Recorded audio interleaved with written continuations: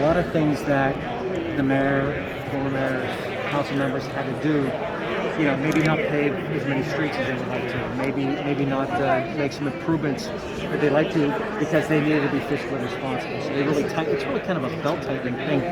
So now we're letting the belt out a little, so they're in great financial position right now. So that has ramifications for every person living in Scranton from a tax standpoint, from a services standpoint, from the fact that, and again, I deal a lot with economic development and businesses and things like that. When you're considered as a distressed city and distressed community, businesses don't necessarily want to be part of it. So that label is shed now. So it is Scranton. It's everything, all the great things that are happening in Scranton. They can really tout them. You guys can really tout them right now and really talk about these things on a big level without having that over your head. The state's no longer, in charge of the finances for the most part. So Scranton is doing it it's on its own because they've done such a great job. So that's really what it means for the typical Scrantonian. Yeah. Is that what it is, Scrantonian? Right. Yeah.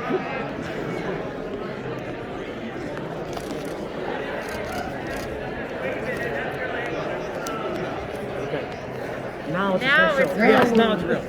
All that other stuff we talked about before, there wasn't. Now it's real. Now the lawyers are happy. Yes, exactly. All right, so can I take a sorry, we do. Dennis kind of spoke to it too, like maybe there were times you couldn't pave as many roads as you wanted. I mean, like to have Act 47 finally, shed, like to the guy, the average Scrantonian on the street, how's it going to benefit them? I mean, obviously it will, but we need to put that into I think Secretary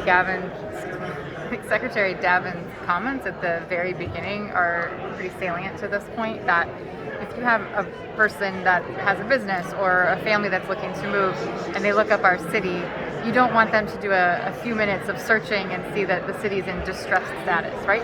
That label just takes us off the map for businesses, for families to move here. So a lot of this is not having that label, that we are a small to mid-sized city in Pennsylvania, only 100 miles from New York, 100 miles from Philadelphia. We're, I think, 8 hours from over 25% of the U.S. population. We are geographically and culturally an extremely appealing city for businesses and for families. We don't want the Google search, though, to show that we're distressed, right? We don't want the S&P, when they're rating us, to have a negative outlook because we have this distressed label. We've shown, and DCED now officially has said that we are not in that status anymore, that we are able to go on our own and figure out our finances for ourselves. We always have the backing of them, but to not have this label is really, really important for the city, for our ability to grow. And that, of course, is impactful for our residents, because the more we grow the city, the less we have to tax the citizens who currently live here.